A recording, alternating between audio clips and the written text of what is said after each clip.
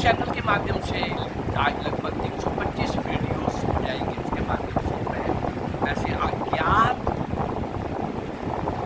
असंख्य उन क्रांतिवीरों को, नीति पत्रों को आपके सामने लाने का प्रयास कर रहा हूँ, जिनको पढ़ाया जाना चाहिए था।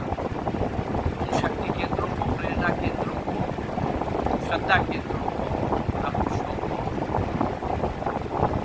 समाज के सामने उनका जीवन आदर्श आना चाहिए था, उनका परिचय करवाया जाना चाहिए था, परंतु ऐसा नहीं। चलिए, इस श्रृंखला में मैंने अभी कुछ दिन पहले पंजाबी शो में ऐसे 25 दिन एक साथ दिए हैं, और उसके बाद स्वतंत्रता संग्राम की क्रांतिकारी महिलाएं, अभी दीदी सुशीला को 3 एपिसोड दिए। उसमें एक नाम बार बार आ रहा था, वो था दुर्गा देवी, दुर्गा भाभी, दुर्गा देवी, दुर्गा भाभी, ये नाम बार बार आ रहा था। दुर्गा भाभी के वैसे मैं एपिसोड दे चुका हूँ, परंतु मुझे लगा कि दीदी सुशीला मोहन के साथ दुर्गा भाभी जिस प्रकार से आखिर तक कार्य करती रही उस क्रांतिकारी आंदोलन में, तो दुर्गा दीदी का, दुर्गा भाभी का भी, दुर्गा देवी का भी आज फिर से एक बार एपिसोड बनाने की कोशिश करूँ कि शीला दीदी के साथ जो नाम बहुत बार आया है मेरे 3 एपिसोड के। आइए जानते हैं दुर्गा देवी को बना। दुर्गा देवी का विवाह भगवती चरण बोरा के साथ हुआ था। विवाह के समय दोनों की आयु लगभग, भगवती चरण की 13 वर्ष और दुर्गा देवी की 10 वर्ष। छोटी आयु में ही विवाह के बाद उन्होंने अपने आप को ऐसे ढाल लिया था कि उनमें एक दूसरे को भली समझने, आपस में तालमेल बिठाने और सुख दुख में सदैव साथ रहने का भाव पैदा हो जाता। विवाह के समय दुर्गा देवी कम पढ़ी लिखी थी, लेकिन भगवती चरण ने उनकी आगे की पढ़ाई का उसकी व्यवस्था की। भगवती चरण बोरा क्रांतिकारी विचारों के थे, आचरण कमाल। इसलिए दुर्गा देवी को लग गया था कि उन्हें अपने पैरों पर खड़े होकर गृहस्थ जीवन का निर्वाह करना होगा। ये क्रांतिकारी मुझे कमा के नहीं दे सकेगा, इसलिए मुझे उस तरह से अपने आप को, मुझे इसका साथ भी देना है और गृहस्थी भी तो चलानी है। वैवाहिक जीवन के फलस्वरूप उनको एक पुत्र रत्न की प्राप्ति हुई, जिसका नाम शचीन्द्र रखा गया।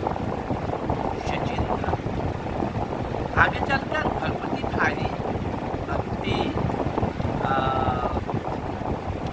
चरण बोरा क्रांतिकारी कार्यों में पूरी तरह से संलग्न हो गए, और इसलिए सभी क्रांतिकारियों का आना जाना सतत लगा रहता था।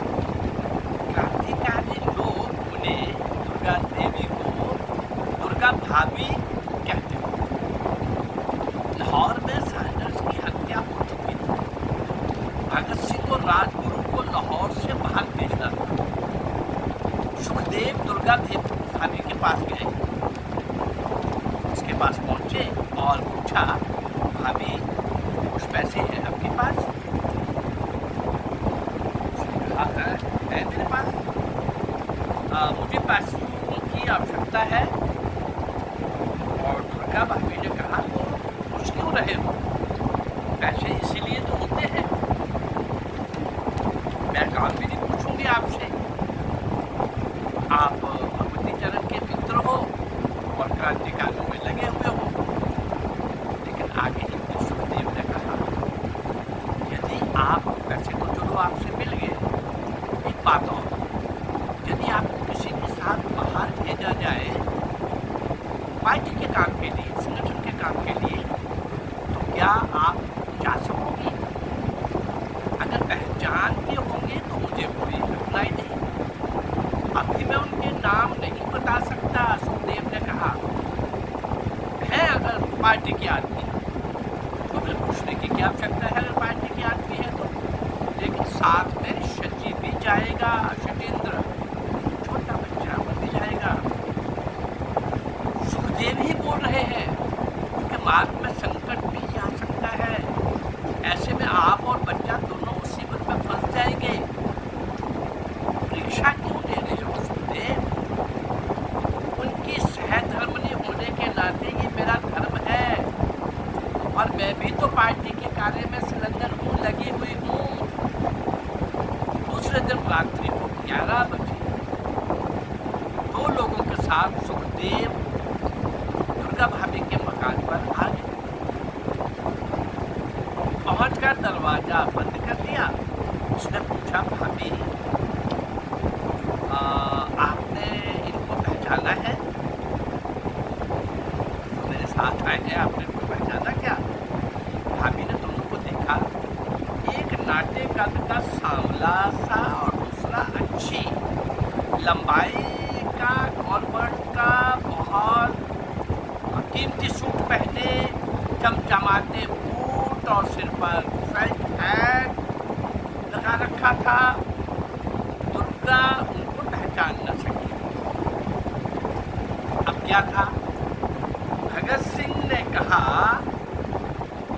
अब तुम मुझे नहीं पहचान सके तब पुलिस क्या पहचानेगी? दूसरा व्यक्ति राजगुरु था। यदि कौन थे? सुखदेव ने प्रबंध किया, दुर्गा भाभी के पास लाए, भगत सिंह वेश बदलकर, और दूसरे थे राजगुरु। सुबह होते ही बच्चे जो शचेंद्र सहित तीनों लोग रेलवे स्टेशन पहुंच गए।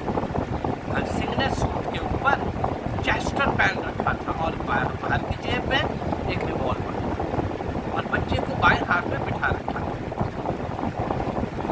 बच्चा भी फेल्ट हैट लगाए हुए था। उससे उसका चेहरा थोड़ा थका हुआ लग रहा था। राजगुरु नौकर के लिबास में था। दुर्गा भाभी ऊंची एड़ी के सैंडल पहने बड़े ठाठ से चल रही थी। लगता था किसी उच्च अधिकारी की पत्नी हो। कंधे पर पर्स में एक रिवॉल्वर रखा था और वह भगत सिंह के पीछे चल रही थी। साथ में नौकर के लिबास में राजगुरु चल रहा था। भगत सिंह और दुर्गा भाभी प्रथम श्रेणी के डिब्बे में बैठे और राजगुरु नौकर वाले डिब्बे में बैठा। उन दोनों को कैसा रिवाज होगा? नौकर के लिए अलग डिब्बा, सब नियम तो अंग्रेजों के बने हुए थे। उनके साथ कोई इंडियन वाला कैसे बैठेगा? या उनके बनाए हुए ऑफिसर को भी कुछ सुविधा देते होंगे? ऐसा कुछ चल रहा होगा। लखनऊ पहुंचने पर योजना के अनुसार उतर कर राजगुरु तो आगरा के लिए चले गए। उसने फिर आगरा पहुंच करके तार दिया, एक टेलीग्राम दिया। टेलीग्राम में क्या लिखा? लखनऊ से ही सुशीला दीदी को तार दिया। सुशीला दीदी, भाई के साथ कलकत्ता आ रही हूँ। भाई के साथ कलकत्ता आ रही हूँ। दुर्गावती।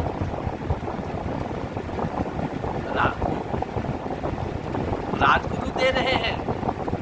तार दुर्गावती की तरफ से दी जा रही है और भाई के साथ आ रही हूँ, ये दुर्गावती लिख रही है।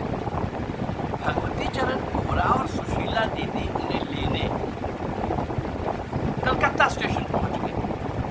स्टेशन पर उतरते ही भगवती चरण ने उन्हें पहचान लिया। उनका लिबास देखकर एक बार में लोग भी चक्कर में पड़ गए थे। भगवती चरण सहसा बोल पड़े, दुर्गे, हम लोगों का सच्चा विवाह तो आज हुआ है।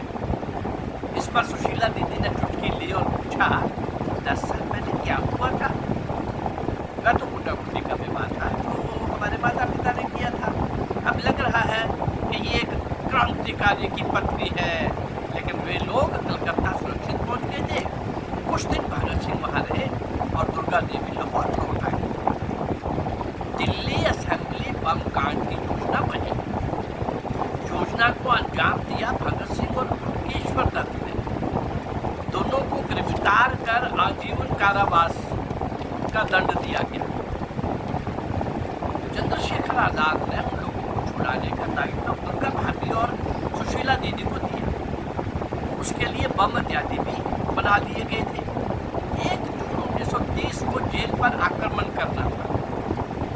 बम ठीक बने हैं या नहीं, इसके परीक्षण के लिए भगवती चरण बोरा, विश्वनाथ वैशंपायन और सुखदेव रावी नदी के किनारे पहुंचे 22 मई 1930 को। परीक्षण करते समय भगवती चरण बोरा के हाथ में बम फट गया और उनकी मृत्यु हो गई। दुर्गा भाभी के लिए ये बहुत बड़ा आघात था, किंतु वे विचलित नहीं हुई। भगत सिंह, राजगुरु और सुखदेव को छुड़ाने के लिए दुर्गा भाभी ने रणचंडी का रूप धारण कर दिया। मुंबई के गवर्नर मिस्टर हेली को मारने का निश्चय किया गया और इस नवी तो कुछ साथियों को लेकर बम्बईया पहुंची। उनके साथियों में थे पृथ्वी सिंह और सुखदेव राज। मिस्टर हेली शाम के समय अपने बंगले के सामने बैठकर लोगों से मिलते थे। दुर्गा भाभी पारसी महिला के वेश में उनसे मिलेगी और पृथ्वी सिंह और सुखदेव उनके सहयोगी रहेंगे। पुत्र शचेंद्र को अपने शुभचिंतक श्री गणेश रघुनाथ वैशंपायन के घर छोड़ दिया, किंतु दुर्भाग्य से हेली बंगले में नहीं मिला। अन्य स्थानों पर भी तलाशा गया, किंतु वह कहीं भी नहीं मिला और उसे मारने की योजना निष्फल हो गई। गवर्नमेंट हाउस लेमिंगटन रोड पर एक पुलिस स्टेशन था। वहाँ एक गाड़ी आके रुकी जिसमें एक महिला और गोरे अफसर थे। क्रांतिकारियों को लगा कि ये उन्हें गिरफ्तार करने आई है। पृथ्वी सिंह ने आदेश दिया, शूट। ये सुनते ही दुर्गा भाभी ने महिला को छोड़कर सब पर गोलियां दाग दी। दुर्गा भाभी ने गोरे लोग गाड़ी की ओट लेकर जमीन पर लेट गए। गोलियों की आवाज सुनकर और भी गोरे लोग पुलिस स्टेशन से बाहर आ गए और क्रांतिकारी अपने ठिकाने पर पहुंच गए। किंतु क्रांतिकारियों की गोली से एक गोरा अधिकारी घायल हो गया था और एक महिला के पैर में भी गोली लगी। पृथ्वी सिंह एक साधु के वेश में नौसारी पहुंचे गए और दुर्गा भाभी अपने बच्चे को तलाश कर अपने साथ कानपुर ले गई। जब दुर्गा भाभी अपने बच्चे को तलाश कर कानपुर ले जा रही थी, उस समय चंद्रशेखर आजाद के सामने वो आई। तो वे काफी क्षुब्ध थे, नाराज थे, क्रुद्ध थे और उन्हें प्रताड़ित करना चाह रहे थे, किंतु शीघ्र ही वो शांत हो गए। तुमको ऐसा करने के लिए नहीं बोला था, तुमने फायरिंग क्यों की, तुम्हारी ड्यूटी कुछ और थी। उन पर एक आघात हुआ, यानी उनके पति की मृत्यु के उपरांत चंद्रशेखर ने इलाहाबाद के अल्फ्रेड पार्क में ब्रिटिश सैनिकों के साथ युद्ध करते हुए स्वयं को गोली मार ली। बात का विषय और उनका प्राणांत हो गया। अब दुर्गा भाभी आश्रय विहीन हो गई। वे इधर उधर भटकती रही और कहीं अधिक चिंता उन्हें अपने पुत्र की थी। वह कहीं रहती और पुत्र कहीं और रहता। लाहौर पहुंचने पर उन्हें गिरफ्तार कर लिया गया। उन्हें 6 महीने नजरबंद रखा गया। उसके बाद भी लाहौर में 3 साल तक नजरबंद रखा गया और नजरबंदी समाप्त होने पर उन्हें मुक्त कर दिया गया। अंत में वे गाजियाबाद पहुंच गई और वहां प्यारेलाल कन्हैया विद्यालय में अध्यापन कार्य में लग गई और सफल अध्यापका के रूप में उनका यश कीर्ति सब तरफ बढ़ने लगा। बाद में दिल्ली आ गई और दिल्ली में आने के बाद कुछ यही विद्यालय में ही काम किया। स्वाधीन भारत में लखनऊ को अपना स्थायी निवास बनाया। यानी आज़ादी में मिल गई थी, दिल्ली से वो लखनऊ चली गई और नन्हे मुन्नों को राष्ट्रीय विचारों से ओतप्रोत करने के लिए मॉन्टेसरी विद्यालय खोला, अपना विद्यालय खोला और अपनी शक्ति, सारी शक्ति उसमें लगा। सबसे अंत में अपने अवकाश प्राप्त शचेंद्र के साथ राजनगर गाजियाबाद में रहने लगे और राष्ट्रीय स्वयंसेवक संघ के एक स्वयंसेवक ने शाल ओढ़कर वहीं उनका अभिनंदन किया। आवाज में वही थी किंतु नेत्र ज्योति काफी क्षीण हो गई थी। बाद में उनका निधन हो गया। राष्ट्र के लिए समर्पित दुर्गा भाभी सभी के लिए प्रेरणा बन गई, सबके लिए प्रेरणा स्रोत। यानी स्वयं भी क्रांतिकारी पति के जाने के बाद भी मार्ग नहीं छोड़ा, ढीली नहीं पड़ी, आखिरी श्वास तक, आज़ादी मिलने तक और आज़ादी के बाद भी वो बच्चों को राष्ट्रभक्ति की शिक्षा से जागरूक करने के लिए लगी रही। और आखिर में जब वहाँ पहुँची, कोई पहचान लोगों के अंदर नहीं बची थी। गाजियाबाद के राजनगर में राष्ट्र शिक्षक संघ के लोगों ने उनको एक शाल ओढ़ करके उनका अभिनंदन किया और आवाज में कड़क होगी, लेकिन ज्योति जा चुकी थी।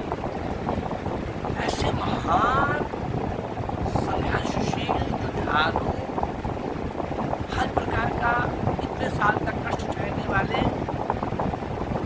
जेल के अंदर, जेल के बाहर, और कितने ही क्रांतिकारियों को ले जाना छोड़ना।